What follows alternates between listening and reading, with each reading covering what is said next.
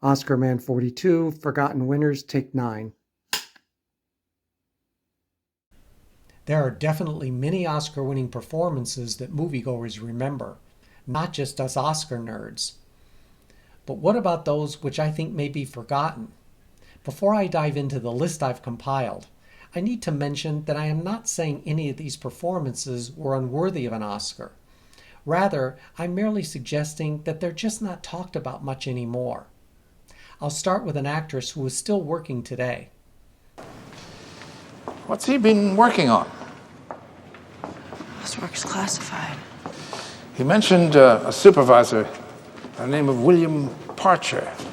Maybe Mr. Parcher can clarify things for us, but I can't get to him without clearances. You want me to help you get the details of my husband's work? For her performance as Alicia Nash in 2001's A Beautiful Mind, Jennifer Connelly won the BAFTA, Critics' Choice, Golden Globe, and of course the Oscar as Best Supporting Actress.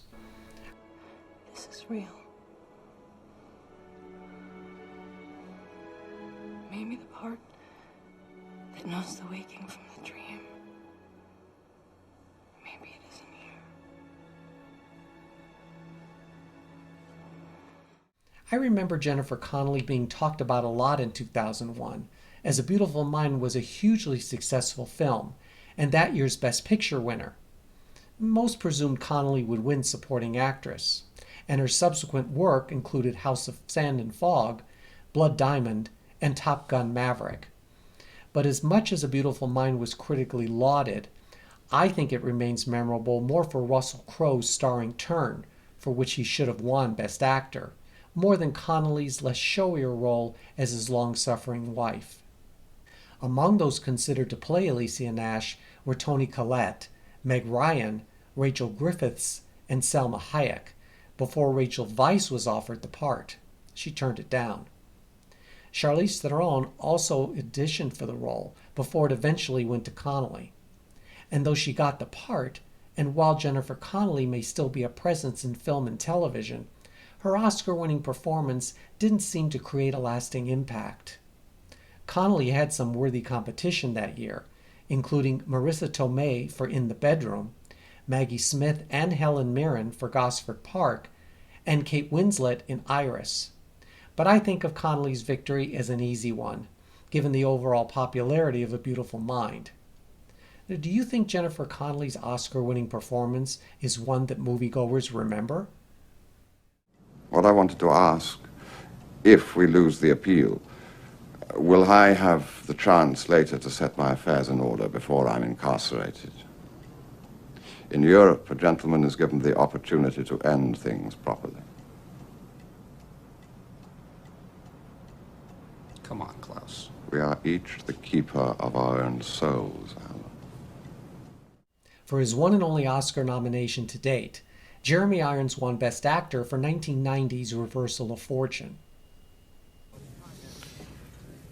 Well, won't you at least read the record and see if you can find something constitutional? You do have one thing in your favor. Everybody hates you.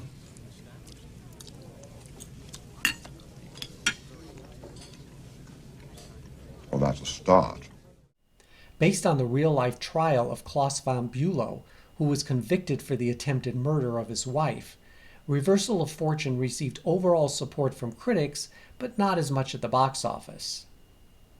Both a murder mystery and a caustic allegory of the rich, the film featured a fascinating performance by Irons, whose cold, aloof portrayal made one want to stick around for the final denouement. Interestingly, the actor later admitted that the most challenging part of playing Klaus von Bülow was getting the voice right, and that he wasn't able to nail it until halfway through shooting the film. His voice was then overdubbed in post-production for the first half of Reversal of Fortune. The star of more than 75 films, as well as dozens of television shows and theater productions, my hunch is that Jeremy Irons is perhaps better known for the 1988 thriller Dead Ringers, along with the British serial Brideshead Revisited. It's true, I haven't watched Reversal of Fortune in many years, but I thought Irons was the rightful winner of Best Actor that year over Kevin Costner in Dances with Wolves, Robert De Niro in Awakenings, Gerard Depardieu in Cyrano de Bergerac, and Richard Harris in The Field. Maybe Reversal of Fortune would have reached more people had it been released as a movie made for television, a medium where audiences love to watch courtroom dramas. In any case, I don't think Jeremy Irons' excellent performance is really talked about 30-plus years later. Your thoughts? That a nation's foreign policy should not be determined by narrow commercial interests. Bullshit. That's bullshit. You have to take responsibility. You are being paid to apologise for this pathetic country, Britain. And he can explain to us why we burned our diplomatic credentials and why we're killing, thousands of innocent people just for some barrels of oil and a photo opportunity on the White House lawn. Why? As Tessa in 2005's The Constant Gardener, Rachel Weisz won Best Supporting Actress on her first nomination. And thanks very much. You tried to protect me. Very feebly. No, you weren't feeble. Anyway, it was a very dull lecture. It was a dull lecture, but even so, I shouldn't have. Well, look, can I buy you a coffee, or? I owe you a drink. All right, you can buy me a drink. Come on. I'm Justin, by the way. Tessa, how'd you do? Nice to meet you. Nice to meet you. Yeah. You were quite scary. Also the recipient of the Golden Globe and SAG Award, Rachel Weisz's performance in the adaptation of the 2001 novel helped to make The Constant Gardener a critical and box office success. However, I preferred her nominated performance in 2018's The Favorite. Kate Winslet, Naomi Watts, and Nicole Kidman were all considered for the role of Tessa before Rachel Weisz was ultimately cast. And after appearing in 20 films, The Constant Gardener brought the actress to the Oscar stage. Her competition that year was Amy Adams in Junebug, Catherine Keener in Capote, Frances McDormand for North Country, and Michelle Williams in Brokeback Mountain.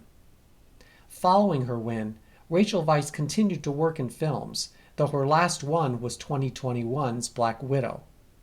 Coincidentally, she produced and starred in a television miniseries based on the previously mentioned Jeremy Irons film Dead Ringers. Now, it just may be me, but in my discussions of films with both casual moviegoers and Oscar nerds, neither The Constant Gardener nor Rachel Weisz's Oscar win come up. Am I speaking with the wrong people, or has this one been forgotten over the years? You frighten me, sir. But after all, that's part of your job. But if my father could hear you now, he'd laugh himself sick. He wasn't no colonel, sir. I just said that in order to make myself seem important out there, He was a sergeant, acting unpaid sergeant. And do you know what he used to say to me? He used to say, Arthur, he used to call me Arthur. Arthur, you're a carbuncle on the behind of humanity. Peter Ustinov is a two-time Oscar winner as Best Supporting Actor. His first was for 1960's Spartacus, followed 4 years later for Topkapi. She said I was attractive to her. Fool, she knew you were listening. That's impossible. Then why would she say anything so stupid? Well, she did. She even went further. She said I had beautiful eyelashes. Did Miss Lip confide any more tender secrets to Mr. Harper? Yes, she did. What? Said she was a nymphomaniac. An acclaimed actor of stage, screen, and television, Peter Ustinov was also known for his amusing stories, which he shared on various talk shows in the 1970s and 80s. His resume included roles in more than 75 films and television programs, the latter which brought him 3 Emmys. Peter Ustinov also authored several plays, which is why he was considered a true Renaissance man of the entertainment world. A 4-time Oscar nominee, including one for writing the screenplay for 1968's Hot Millions, Peter Ustinov's win for Topkapi was considered a surprise, as pundits of the day believed he would not prevail over nominees John Gielgud in Beckett, Stanley Holloway in My Fair Lady, Edmund O'Brien in 7 Days in May, or Lee Tracy in The Best Man. Topkapi was a modestly successful comedy about a small-time hustler, played by Ustinov, who was recruited by a jewel thief and her former lover, Melina Mercury and Maximilian Schell, to assist them in stealing a jewel-encrusted dagger housed in the Topkapi Museum in Istanbul, Turkey. Ustinov received the film's best reviews for his performance as Arthur Simpson, a role that first-choice Peter Sellers turned down because he refused to work with Maximilian Schell. Well respected as an actor, author, intellectual, and diplomat, including serving as a Goodwill Ambassador for UNICEF, Peter Ustinov's better-known films include Quo Vadis and Death on the Nile, rather than his Oscar-winning role in Topkapi. Are you familiar with this film? What did you think of Ustinov's second Oscar win? Your friend Schmidlap was strictly second-rate. Oh, no, sir. Mr. Schmidlap was not second-rate. He was first-rate, with a second-rate party. Boing! And what makes you America's authority on good old Otto K? Oh, he was our neighbor at Red Wing County. He was a good neighbor, good farmer, and a good man. Like my father. A star of the golden age of films, Loretta Young's shocking win as Best Actress for 1947's The Farmer's Daughter was a legendary moment in Oscar history. Well, at home, I do everything. Make 6 beds every morning. Do washing, ironing for Mama, Papa, my 3 brothers, myself. Clean all 7 rooms and do dishes, of course. And I help Mama with the canning. I preserve meat, candle eggs, dill pickles, smoke ham and bacons. I wait on tables 40 hands at harvest time. And I make glug. You do? Yeah, at Christmas time. Much has been written about Young's infamous win, which I think is more memorable than the film or performance themselves.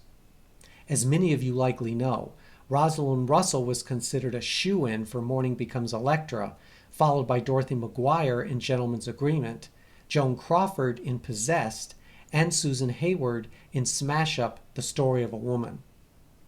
Loretta Young's win became one of those rare times in which Daily Variety's prediction was totally wrong, placing Young as dead last in their polling of Oscar voters. In The Farmer's Daughter, Loretta Young was Katie Holstrom, a farm girl who ends up working as a maid for a congressman played by Joseph Cotten. Katie's unfiltered common-sense approach impresses her employer, and she ultimately quits to run for a seat on the House of Representatives. Her campaign is thwarted by an unfounded rumor, but the truth is uncovered, and Katie survives the scandal to win the election. Never mind. Ingrid Bergman was originally cast in the role of Katie, but was replaced by Young, whose comedic performance charmed critics and audiences, though she didn't receive any other nominations that year except the Oscar. Loretta Young began her career in silent films, transitioning to sound pictures and gradually working her way into starring roles. Now, I think Loretta Young is best remembered for her self-titled television anthology series, in which she made a grand entrance on every episode wearing a different evening gown. The series earned Young 3 Emmys and ran for 8 years. As for her personal life, Young's affair with Clark Gable produced a daughter, something Young kept secret her entire life. The Farmer's Daughter spawned a moderately successful television series that ran for 3 seasons in the 1960s. But does anyone think about the 1947 film, which brought Loretta Young her only competitive Oscar?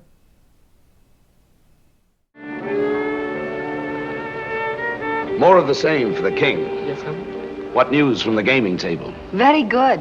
Alberto is having a fantastic time. It's about time. Last night, that Greek took him for a whole South American jungle. You know something? Off the screen, I don't think I've ever seen you laugh before. I feel very good tonight. Every night's like every other night. No, not tonight. What's different? I don't know.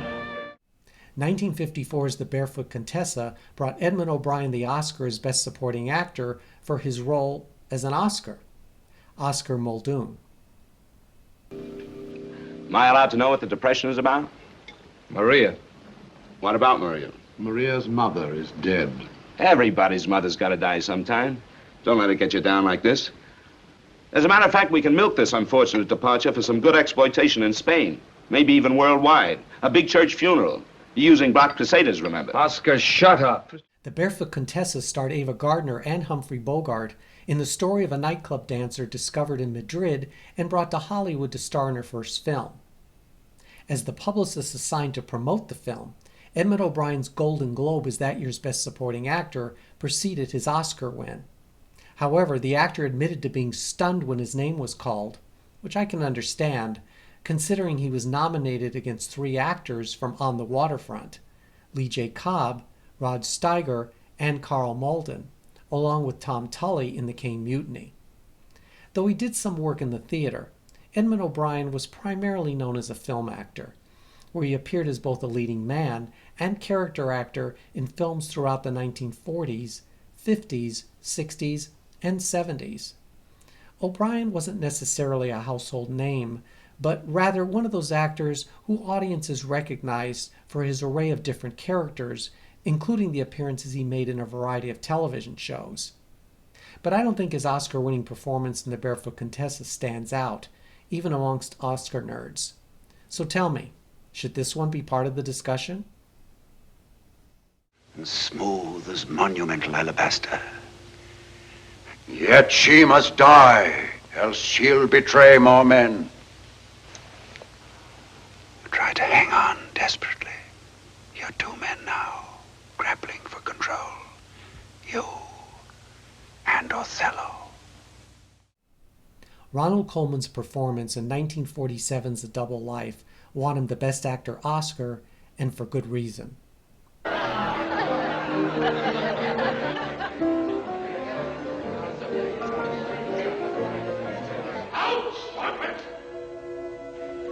I'll see her paddle with the palm of his hand. Lechery by this hand. They met so near with their lips, with their breaths embraced together. Ronald Colman appeared in 30 British and American silent movies before talkies began, the latter of which he was nominated as Best Actor for his first 2 films. What followed were roles in Lost Horizon, The Prisoner of Zenda, A Tale of Two Cities, and many more. But it wasn't until A Double Life when Ronald Colman won the Oscar on his 4th try. Written by Ruth Gordon and Garson Kanin, and directed by George Cukor, the film told the story of an actor who becomes so immersed in the role of Othello that he gradually is unable to discern where the play ends and his real life begins. Interestingly, Laurence Olivier was originally sought after to play the role of Tony before Ronald Colman was offered the part.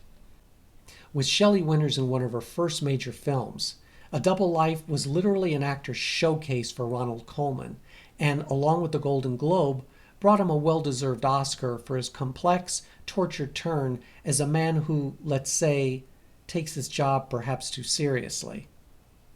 Who was also up for Best Actor? John Garfield in Body and Soul, Gregory Peck in Gentleman's Agreement, William Holden in Life with Father, and Michael Redgrave from Morning Becomes Electra.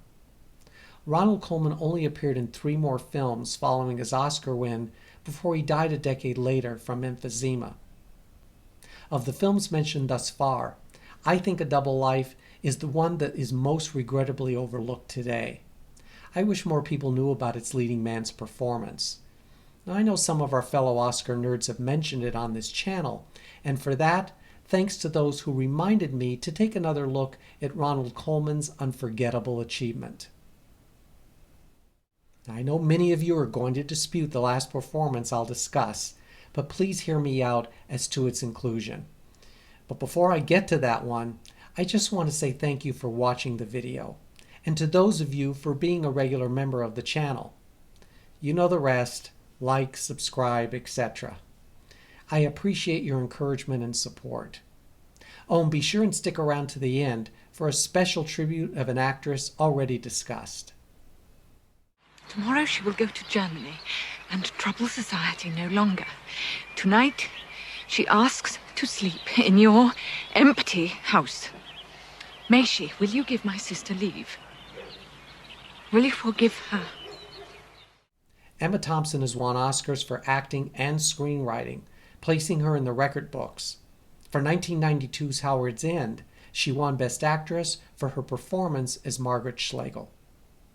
They belong to types that can fall in love but can't live together. I'm afraid that in 9 cases out of 10, Nature pulls one way and human nature the other. I do rattle on. I'm afraid I shall tire you out in no time. Are you still with me? I know Emma Thompson is a favorite among many of you, and I understand why. Her long and varied career speaks for itself. Her filmography includes more than 50 credits. Among them, Remains of the Day, Saving Mr. Banks, Beauty and the Beast, and 3 Harry Potter films. She's still working today, more than 30 years after her Oscar win. That says a lot. In Howard's End, Emma Thompson won raves and a slew of awards, including the BAFTA and Golden Globe, as well as sweeping the major prizes from the New York Film Critics, National Board of Review, and National Society of Film Critics. Not an easy feat. There's no question that the Oscar that year was hers, although she had little competition from Catherine Deneuve in Indochine, Mary McDonnell in Passion Fish, Michelle Pfeiffer in Love Field, and Susan Sarandon in Lorenzo's Oil. In a stronger year, Thompson still would have won. The period piece romantic drama was produced by the prestigious Merchant Ivory Company and received universal acclaim upon its release. In what would eventually become Emma Thompson's 5th film, producers first considered Miranda Richardson and Tilda Swinton for the role of Margaret, the intellectual, progressive-thinking sister who becomes associated with a privileged conservative family at the turn of the century. As previously mentioned, Emma Thompson is, to date, the only actor to also win an Oscar for screenplay, which she won for adaptation of 1995's Sense and Sensibility. So what's my beef with Howard's End? I really have none. I'm sure every diehard Oscar nerd has seen it, perhaps repeatedly, and loves Emma Thompson's performance in it. But what about newer Oscar nerds? Have they heard of Howard's End? Maybe they know of Emma Thompson as Professor Trelawney, but do they, or moviegoers in general, remember Margaret Schlegel? I'm just putting it out there. I'm sure you'll let me know your honest opinion. Now it's time for me to call upon you to share which Oscar-winning performances you feel are not remembered by today's filmgoers or self-proclaimed Oscar nerds. Be sure and tell us which ones and why you think that may be. I love reading your comments, which are insightful and very helpful to me. And until we meet again, here's a brief look at some of those grand entrances made by Loretta Young. Can you imagine an actress doing this today? Loretta Young.